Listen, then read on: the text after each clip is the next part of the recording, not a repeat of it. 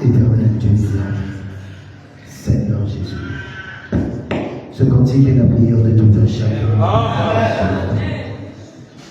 Ce soir, nous disons, Seigneur, jamais tout seul. Père céleste, mon Dieu, mon roi, quand tu es venu sur terre, Seigneur, tu as vu combien c'était pas facile de vivre dans le corps de chair. Et toi-même, tu l'as déclaré, sans moi, vous ne pouvez rien faire. Toi-même, tu as déclaré, je ne vous laisserai pas orphelin. Je m'en vais, je vous enverrai. Seigneur, tu savais, Seigneur mon Dieu, que c'est difficile, Père céleste, mon Dieu. Dans notre que ce soir, nous te disons, non, jamais tout seul. Ne nous laisse pas seul, Seigneur mon Dieu, mon roi. Oh Père, il est écrit, l'ennemi rôde autour de nous comme un lion, Seigneur, cherchant qui dévorer. Seigneur, si tu ne nous tiens par la main, Seigneur, mon Dieu, mon roi, oh, qui nous secourira, Seigneur. Toi-même, tu as dit, si tu ne devais pas abréger le temps, aucune âme ne serait sauvée, Seigneur. Mais avant que tu n'abrèges le temps, aide chacun de nous, Seigneur, à devenir des véritables chrétiens, remplis de ton Esprit Saint, Seigneur, mon Dieu, mon roi, au moyen de ta parole. Nous avons besoin de nous dans ta maison ce soir, afin de te louer et t'adorer, t'acclamer et t'exalter, car c'est le véritable Dieu.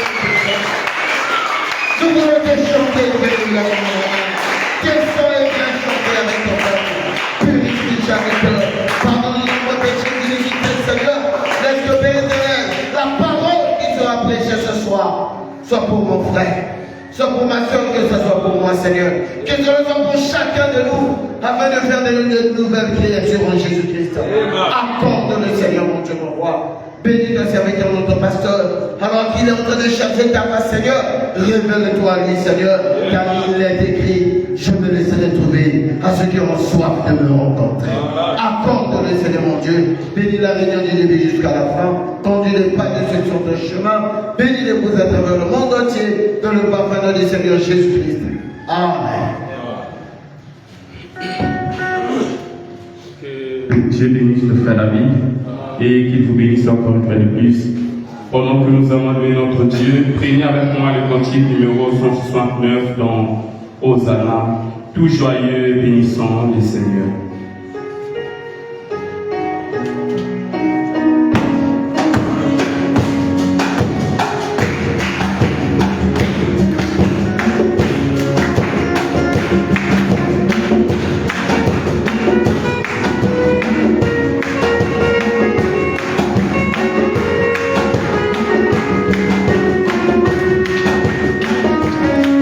Joyeux, bénissant le Seigneur.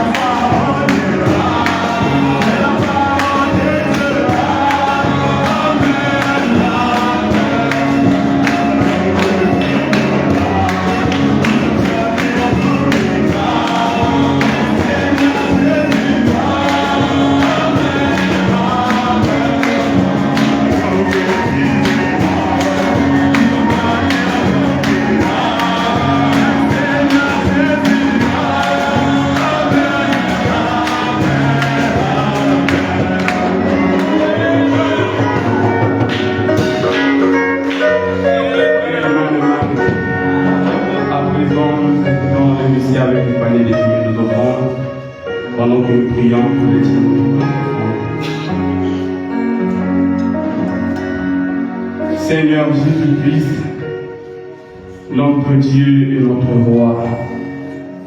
Tu es vivant, Seigneur. Tu es réel. Tu vis au siècle de siècle. Sois acclamé, Seigneur Jésus, car tu le mérites, mon Père. Seigneur, ta parole déclare qu'il y a un temps pour toutes choses, Seigneur. Alors nous voulons récolter les dîmes et nos offrandes. Viens bénir chaque main qui a apporté quelque chose, même ceux qui n'ont rien apporté. Accorde-leur la révélation et la volonté, Seigneur, d'apporter toujours quelque chose dans ta maison. Oh Seigneur Jésus, Seigneur, bénis ta parole qui nous sera prêchée. Le vase que tu vas utiliser pour nous parler et ouvre notre entendement spirituel. Au nom du Seigneur Jésus-Christ, nous te l'avons ainsi prié, demandé, nous te disons Amen. Que le Seigneur vous bénisse. À présent, nous récoltons les dîmes et les offrandes. Prenez avec moi le cantique, en Christ seul, pendant que nous chantons. Le pasteur va s'appliquer pour entrer.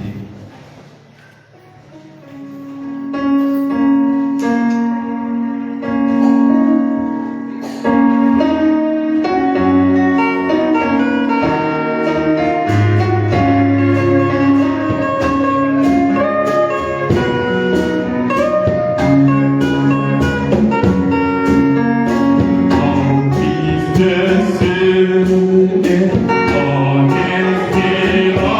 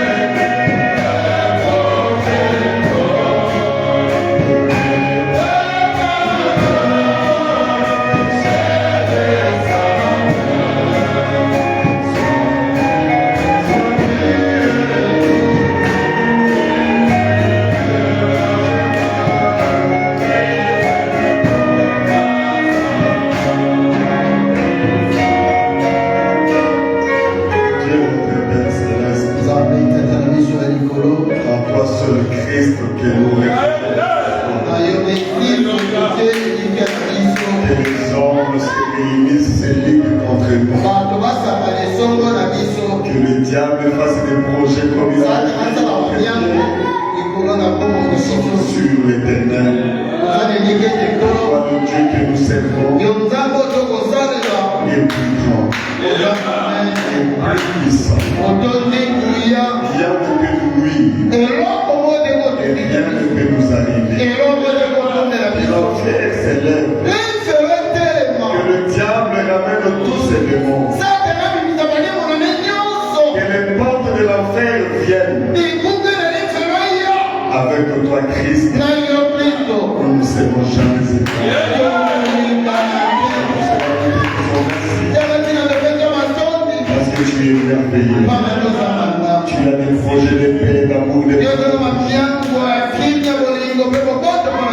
Nul n'est comparable à toi. Merci pour ces grands privilèges de te servir. De te connaître.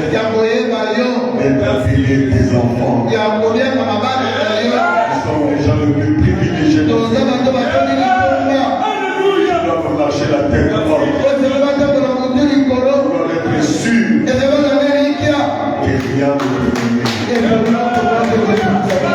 Seigneur, sois exalté au début de la révolution. Nous remettons tout entre tes mains. Viens nous parler. Les enfants qui quittent les maisons. Les enfants qui quittent directement du travail. Ils veulent entendre quelque chose de toi.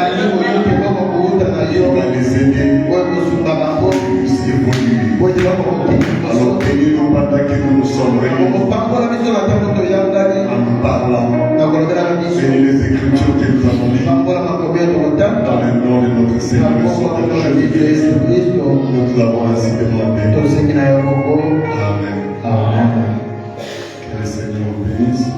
Pendant que nous sommes debout, nous avons lu dans Marc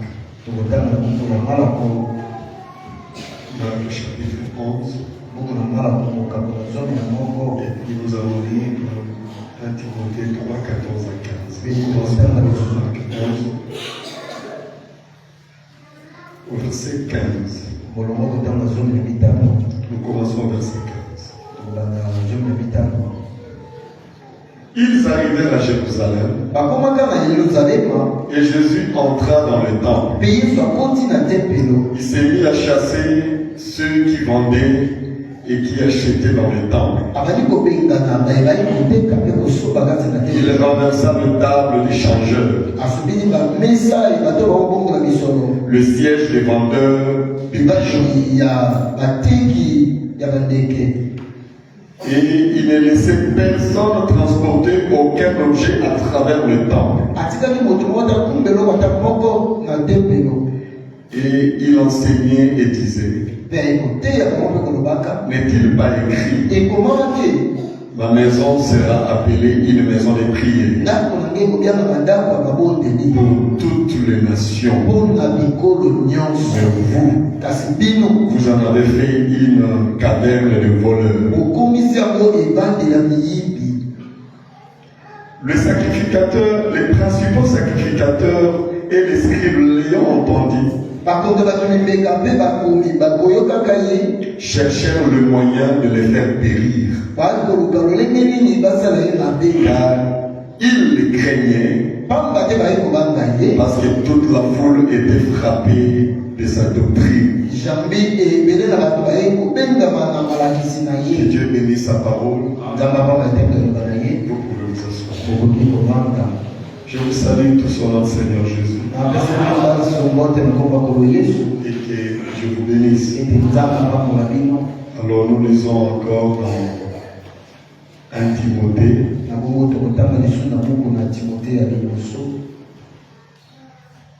Le chapitre 3. Le verset 14 à 15. Je t'écris ces choses avec l'espérance d'aller bientôt vers toi. Mais afin que tu saches si je tarde comment il faut se conduire dans la maison de Dieu.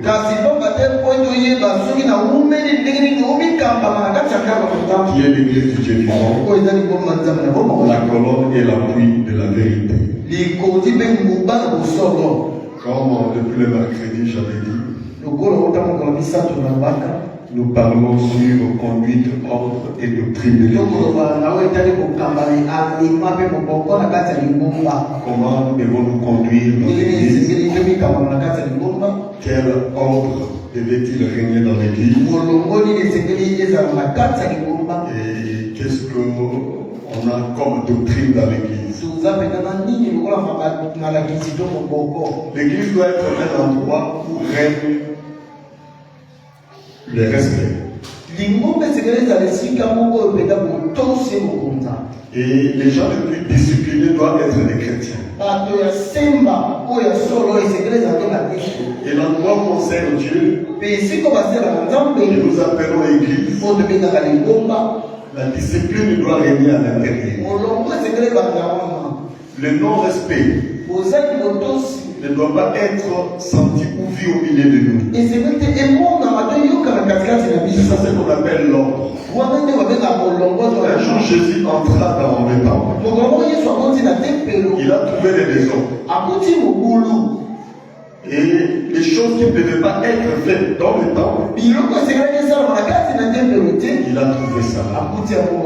Et qu'est-ce qu'il avait fait? La Bible dit qu'il a pris la chicotte pour tout mettre dehors et renverser les tables. Des gens qui étaient là pour faire l'échange de monnaie. Et d'autres qui vendaient des pigeons. Et ils faisaient des transactions de voleurs, des ventes là-dedans.